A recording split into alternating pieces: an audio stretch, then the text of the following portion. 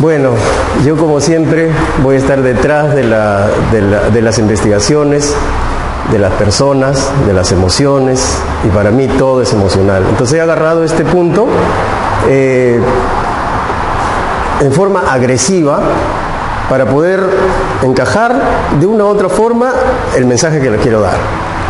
Ya he tocado este tema de forma agresiva. Es algo que se me ocurrió y bueno, el cáncer no mata y tengo yo cómo justificarlo, cómo demostrarlo. Voy a tocar y voy a citar puntos específicos, textos de investigación para llegar a ese mensaje para que ustedes me entiendan. Y voy a citar en estos momentos, ustedes han escuchado el campo de concentración nazi, Auschwitz, en la historia de los judíos que fueron llevados al campo de concentración. Ya. Resulta que ahí había un psicólogo que también fue condenado y que también fue juzgado y llevado a ese campo de concentración. Y él observó unas cosas que le dolió tanto y sufrió, porque habían personas que morían y personas que no morían. ¿Qué significa esto? Él, como psicólogo, empezó a evaluar y preguntar por qué razón y qué problemas tenían emocionalmente.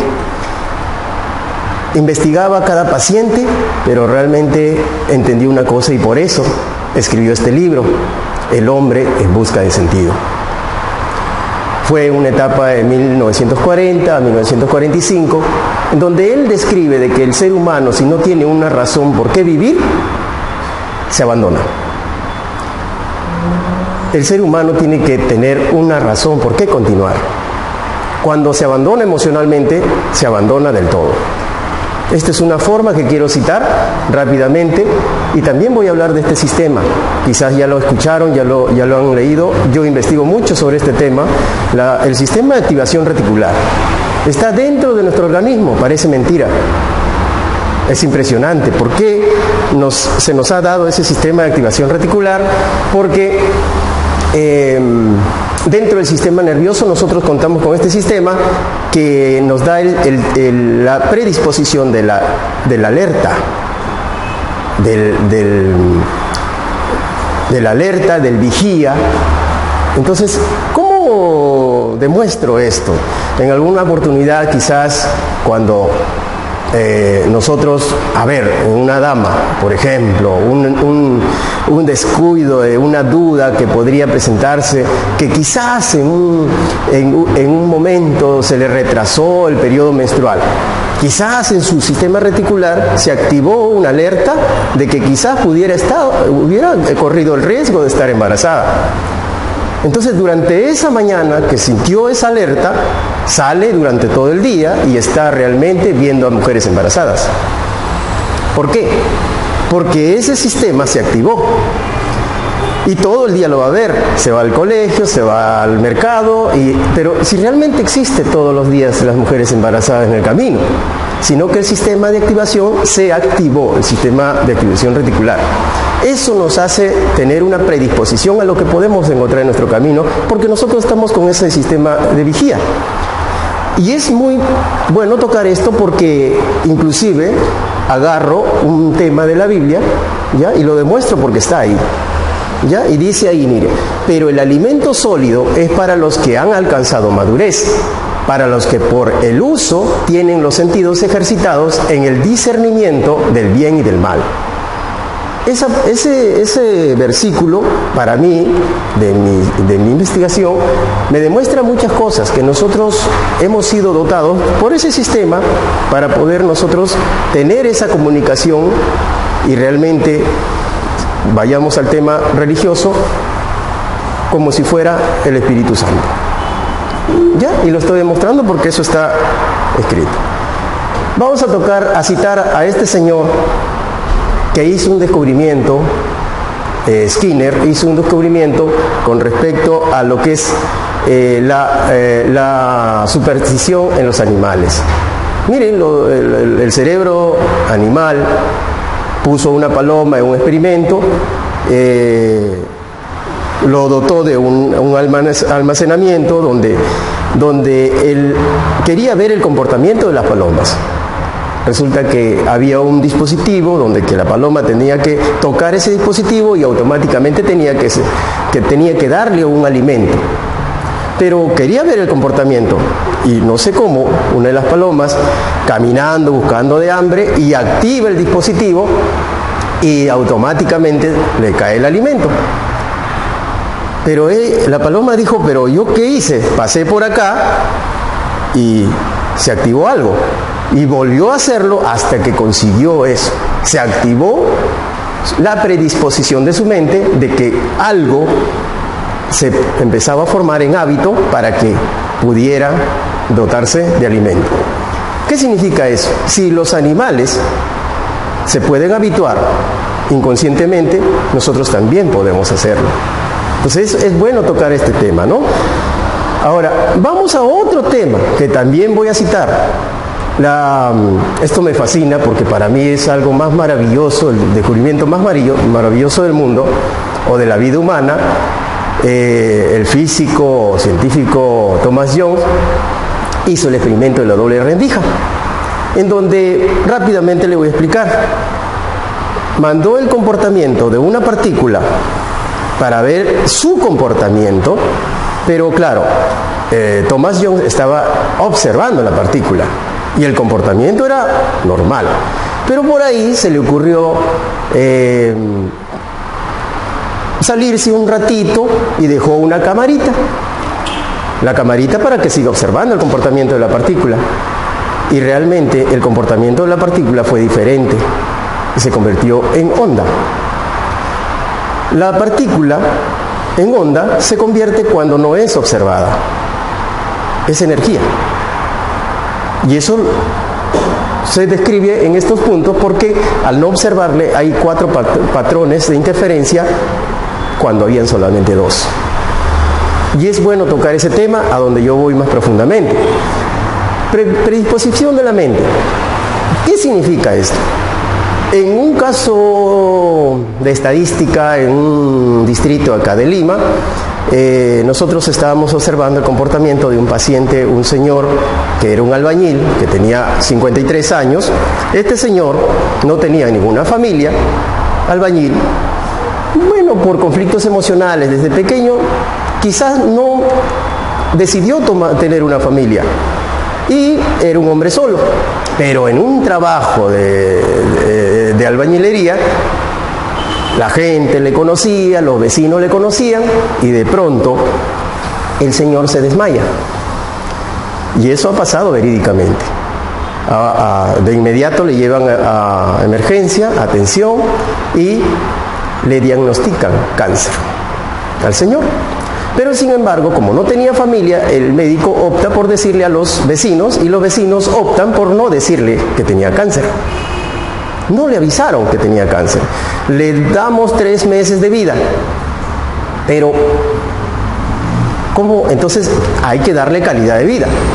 El señor siguió trabajando normal y nunca le dijeron que tenía cáncer. Nunca se predispuso él que estaba enfermo. Pero sí, hasta ahora ya tiene 5 años trabajando como albañil. ¿Por qué no se murió? Porque su mente no se predispuso para eso. La mente se prepara para lo bueno o para lo malo. Y por eso toco este tema. Conflictos emocionales. Yo a esto quiero llegar. Por ejemplo, ¿qué es una emoción que entra en nosotros? Puede ser un conflicto emocional desde pequeño, pero está entrando. ¿Qué es una emoción? Es una energía. Puede ser mala o puede ser buena. La energía que entra hacia nosotros, ¿cómo lo codificamos dentro de nuestro cerebro, dentro de nuestro hardware? Entonces, este es un clásico ejemplo de que, a ver, un conflicto emocional es una energía, sea positiva o negativa, ¿correcto? Es lo mismo que yo comparo con un electrodoméstico. Ustedes han visto un electrodoméstico, un horno microondas que tiene un cable a tierra. La mayoría de los aparatos tienen un cable a tierra. ¿Por qué? Para sacar el exceso de energía. Para sacar y se destierra el exceso de energía, para que no se malogre o se rompa el fusible o algo así.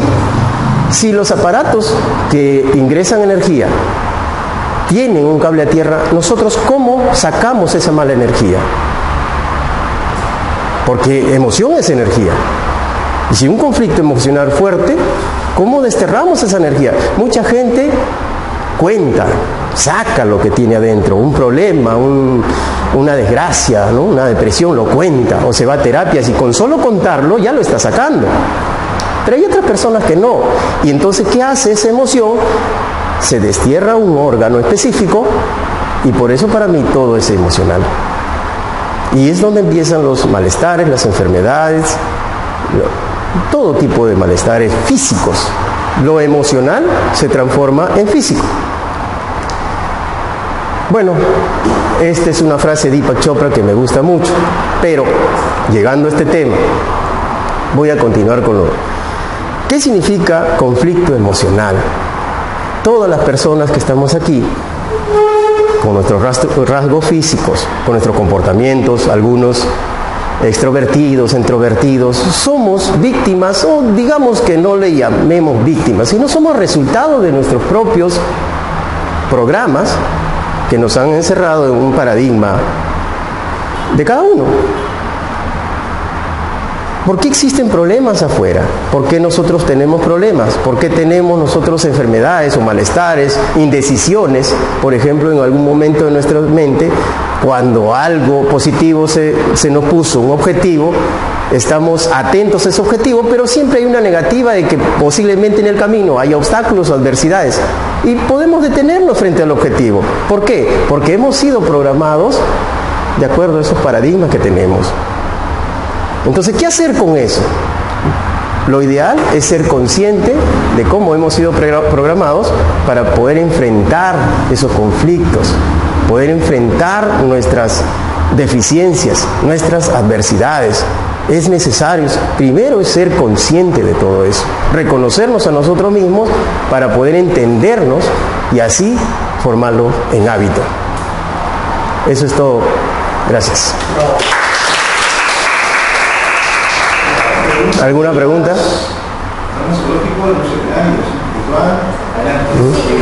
sea, tú me indicas que el cáncer no mata, que depende a la persona, cómo lo toma, pero sí crees que debería tomar un tratamiento. A ver. ¿O crees tú que... Mira, el cáncer se origina por desenlaces, se origina por pH, potencial dihidrogenoide, cuando hay un desequilibrio. Hay sentido ácido y el otro, ¿cómo es? Alcalino. Entonces, en esa inestabilidad, más el estrés oxidativo, cuando los radicales libres empiezan a actuar y empiezan a matar células, se oxida. Hay oxidación y se crea un espacio cancerígeno, donde células se comen a otras células. Entonces, ¿por qué desarrolla eso? ¿Por qué se desarrolla ese desequilibrio en pH, en potencial dihidrogenoide? ¿Por qué? Porque si nosotros, yo lo llamo emocional, si nosotros tenemos todas las células cancerígenas, ¿cómo detonamos? ¿Cómo hay un detonante en el camino? Que algo sucedió y se activó dentro de nosotros. Esa inestabilidad, desequilibrio de ácido alcalino hace que se desarrollen células cancerígenas. Solución. Yo soy consciente de que el cortisol es una hormona del estrés, pero también soy consciente que la endorfina es mi analgésico y mi antibiótico natural. Si yo desarrollo más endorfina que cortisol, estoy combatiendo naturalmente a ese órgano, ese tumor, lo que sea. Y el optimismo es muy importante. Y se ha demostrado muchas veces que el que agarra en un tratamiento de quimioterapia, no las mayorías sanan. Más bien debilitan las defensas, bajan las plaquetas, los leucocitos en cero y esperar nomás que llegue la hora. Espero haber respondido la pregunta. Dime. ¿Tú cómo podrías explicar que, por ejemplo, el caso del albañil se trata de un hecho aislado y excepcional? Porque no es la regla general. Entonces, si fuera la regla general, como yo estoy entendiendo que lo dices, todos deberíamos estar sanos siempre. No solamente es ese caso, hay muchos casos. Yo tengo videos ahí que quise ponerlo, pero no hay que agrandarlo. Hay casos aislados, sí, cuando ya el grado de alcalinidad ya llegó al extremo. Ya no se puede hacer nada y bueno, está en fase terminal. Entonces, hay grados donde, por ejemplo, había una persona, hay que agarrar otros ejemplos. Había una señora que tenía diabetes. ¿Y diabetes por qué se da? Diabetes se da por falta de azúcares o exceso de azúcares. Yo lo llamo falta, ¿por qué? Porque el cerebro empieza a producir azúcar. Y cuando produce azúcar está dentro de nuestra sangre el azúcar. ¿Por qué produce azúcar el cerebro? Porque necesita azúcar. ¿Por qué necesita azúcar? Porque quizás no sintió cariño emocional o algún cariño de papá, mamá no estuvo, entonces se siente como que nunca le dieron dulzura. Y el cerebro empieza a fabricar dulzura.